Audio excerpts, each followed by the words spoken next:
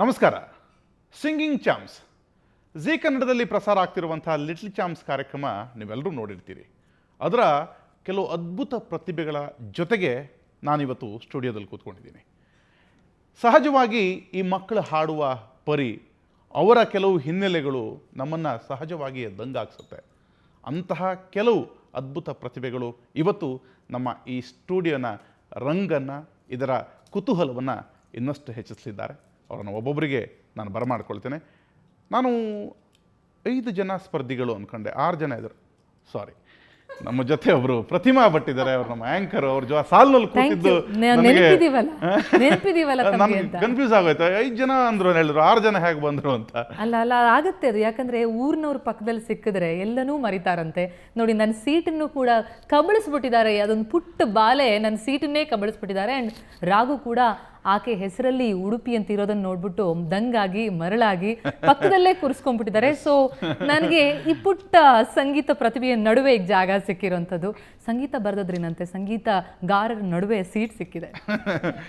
S, ಈಕೆಗೆ ಮರಳಾಗಿದ್ದು ನಾನು ಒಬ್ಬನೇ ಅಲ್ಲ, ಇಡೀ ಜಗತ್ತೇ ಮರಳಾಗಿದೆ ಅಂತ ಹೇಳ್ತೀನಿ. ಆದ್ಯ ಉಡುಪಿ, ಈಕೆಯ ಇನ್ನಷ್ಟು ಮಾಹಿತಿ ನಾನು ಮುಂದಿನ ಹಂತದಲ್ಲಿ ಕೊಡ್ತೀನಿ. ಕಾರ್ಯಕ್ರಮಕ್ಕೆ ತಮಗೆ ಸ್ವಾಗತ. ಎಸ್, ಮತ್ತೊಬ್ಬ ಸ್ಪರ್ಧಿ ವೇಣುಗೋಪಾಲ್ ಜೊತೆಗಿದ್ದಾರೆ. ವೇಣುಗೋಪಾಲ್, ತಮಗೂ ಕೂಡ ಕಾರ್ಯಕ್ರಮಕ್ಕೆ ಸ್ವಾಗತ. ಆಸ್ತಾ, ಕಾರ್ಯಕ್ರಮಕ್ಕೆ ತಮಗೂ ಕೂಡ ಸ್ವಾಗತ. ಹಾಗೆ ಅನ್ವಿತಾ, ತಮಗೂ ಕಾರ್ಯಕ್ರಮಕ್ಕೆ ಸ್ವಾಗತ. ಸೋನಲ್, ತಮಗೂ ಕೂಡ ಕಾರ್ಯಕ್ರಮಕ್ಕೆ ಸ್ವಾಗತ. ಆಬ್ವಿಯಸ್ಲಿ ನನ್ನ ಪಕ್ಕದಲ್ಲಿದ್ದಾರೆ ಆದ್ಯ ಉಡುಪಿ. ಅವರನ್ನು ನಾವು ಮೊದಲಿಗೆ ಮಾತಾಡಿಸಿ ಹಾಡಿಗೆ ಹೋಗ್ಬೋದೇನೋ. ಖಂಡಿತ. ಪೂರ್ತಿ ಹೆಸರೇನು? ಆದ್ಯ ಉಡುಪಿ. ನೀನು ಉಡುಪಿಯವಳ? ಉಡುಪಿಯವರ ನೀವು ಅಲ್ವಾ? ವೆರಿ ಇಂಟ್ರೆಸ್ಟಿಂಗ್ ವಿಚಾರ. ಈಕೆಗೆ 4 ವರ್ಷ ಇನ್ನು. ಈಗಾಗಲೇ ಈ ಬಾರಿಯ ಲಿಟ್ಲ್ ಚಾಂಪ್ಸ್ನಲ್ಲಿ ಹಾಡಿ ಇಡೀ ಅಷ್ಟು ಜನ ಸಂಗೀತ ಪ್ರಿಯರ ಗಮನವನ್ನು ಸೆಳೆದಿದ್ದಾಳೆ. ಅಷ್ಟೇ ಅಲ್ಲ, ಯೂಟ್ಯೂಬ್ನಲ್ಲಿರಬಹುದು ಅಥವಾ ಫೇಸ್ಬುಕ್ನಲ್ಲಿರಬಹುದು ಆಕೆಗೆ ಬಂದಿರುವಂತಹ ಲೈಕ್ಸ್ಗಳನ್ನ ನೋಡ್ತಾ ಇದ್ರೆ ಬಹುಶಃ ಖ್ಯಾತನಾಮ ನಟಿಮಣಿಯರಿಗೂ ಅಷ್ಟು ಬರೋಲ್ವೇನೋ. ಆದ್ಯದ ಒಂದು ಫೋಟೋ ಹಾಕಿದ್ರೆ ಎಷ್ಟು ಎಕ್ಸಾಕ್ಟ್ಲಿ. ನಾನು ಆಗಲೇ ಮಾತಾಡ್ತಾ ನಮ್ಮ ಸರ್ ಜೊತೆ ಹೇಳ್ತಾ ಇದ್ದೆ, ಐ ಥಿಂಕ್ ದೀಪಿಕಾ ಪಡುಕೋಣೆಯ ಪೋಸ್ಟ್ಗಿಂತ ಜಾಸ್ತಿ ವ್ಯೂಸ್ ಈಕೆಯ ಪೋಸ್ಟ್ಗಿದೆ.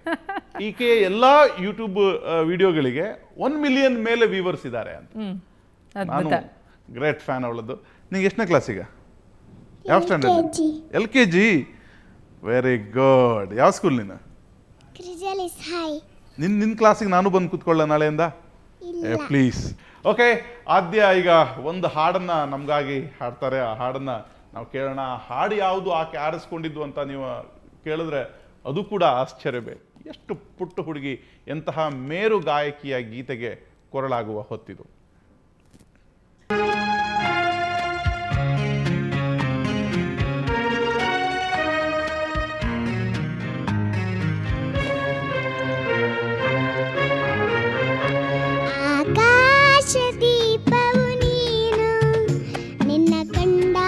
ಸಂತೋಷವೇನು ಆಕಾಶ ದೀಪವು ನೀನು, ನಿನ್ನ ಕಂಡಾಗ ಸಂತೋಷವೇನು, ಆ ನೋಟದಲ್ಲೇ ಹಿತವೇನು, ಮರೆಯಾದಾಗ ನೋವೇನು, ಆಕಾಶ ದೀಪವು ನೀನು, ನಿನ್ನ ಕಂಡಾಗ ಸಂತೋಷವೇನು, ಸಂತೋಷವೇನು.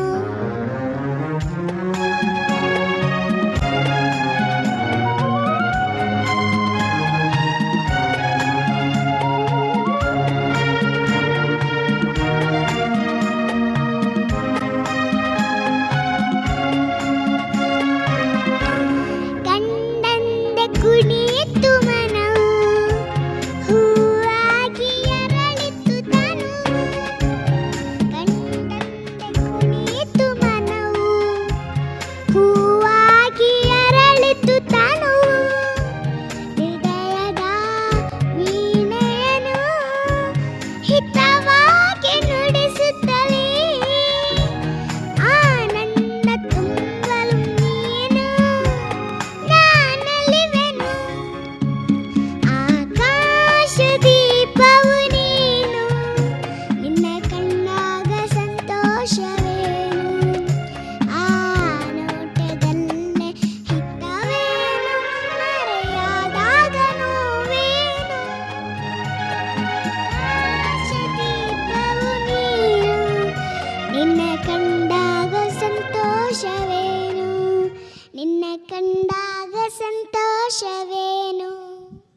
ಹಾಡ್ ಜೊತೆ ಆಕ್ಟಿಂಗ್ ಫ್ರೀ ಹೇಳುದು.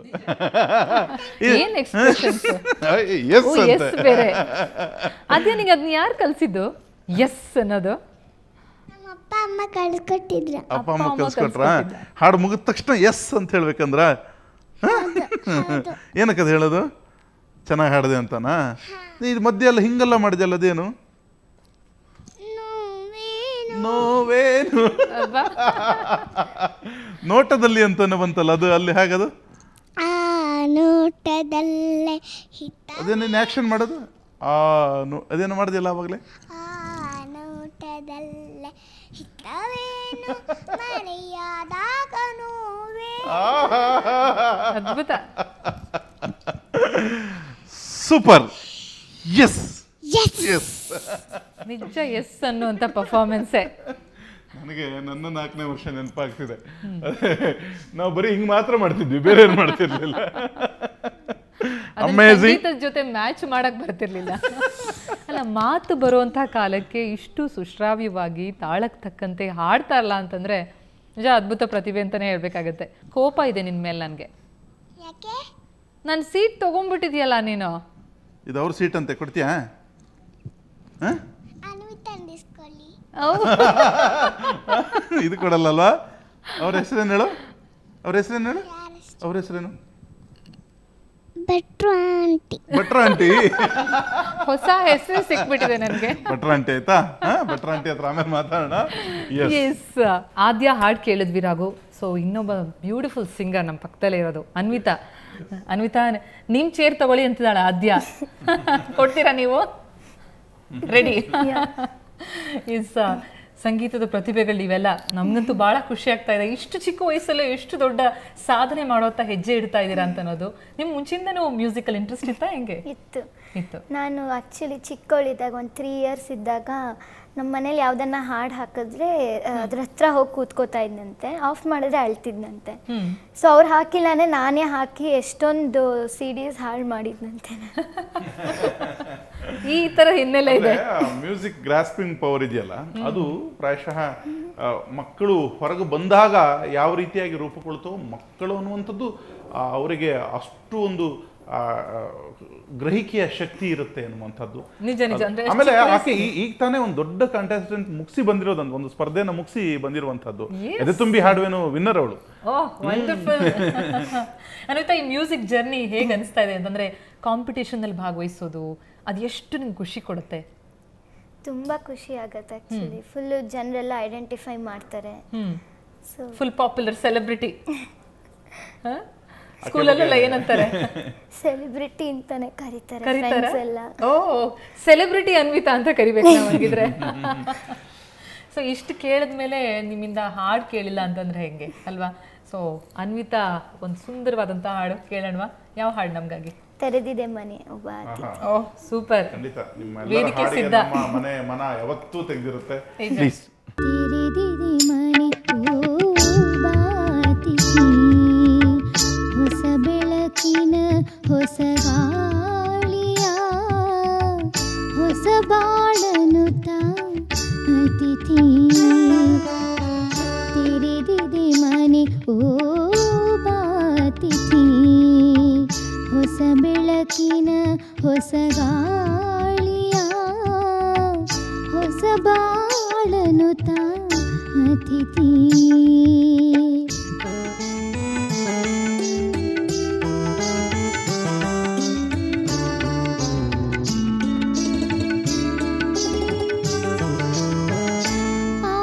ಆವರೂಪದೊಳು ಬಂದರು ಸರಿಯೇ, ಆವವೇಶದೊಳು ನಿಂದರು ಸರಿಯೇ, ಆವರೂಪದೊಳು ಬಂದರು ಸರಿಯೇ, ಆವವೇಶದೊಳು ನಿಂದರು ಸರಿಯೇ, ನೇಸರುದಯದೊಳು ಬಹಿಯ ಬಾ, ತಿಂಗಳಂದದಲ್ಲಿ ಬಹಿಯ ಬಾ. ತೆರೆದಿದೆ ಮನೆ ಒಬ್ಬ ಅತಿಥಿ, ಹೊಸ ಬೆಳಕಿನ ಹೊಸ ಗಾಳಿಯ ಹೊಸ ಬಾಳನು